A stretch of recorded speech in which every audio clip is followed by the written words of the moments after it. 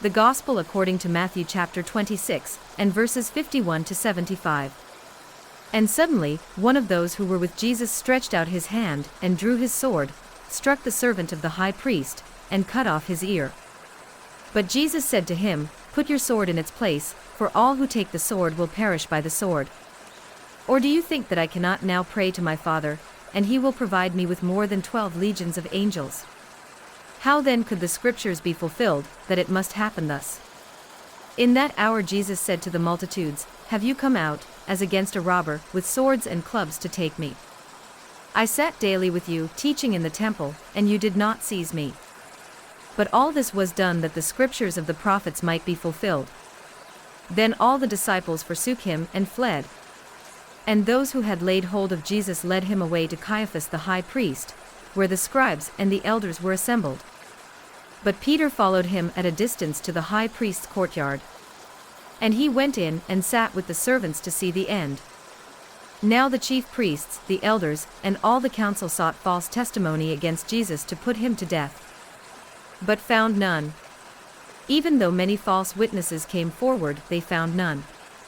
But at last 2 false witnesses came forward, and said, "This fellow said, I am able to destroy the temple of God and to build it in 3 days." And the high priest arose and said to him, "Do you answer nothing? What is it these men testify against you?" But Jesus kept silent. And the high priest answered and said to him, "I put us if you are the Christ, the Son of God." Jesus said to him, "It is as you said.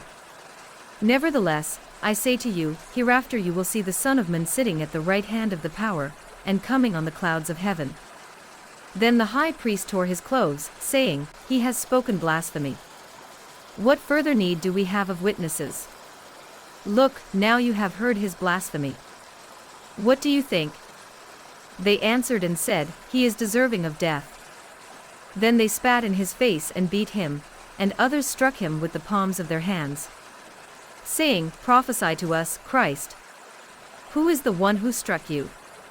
Now Peter sat outside in the courtyard. A servant girl came to him, saying, "You also were with Jesus of Galilee." But he denied it before them all, saying, "I do not know what you are saying."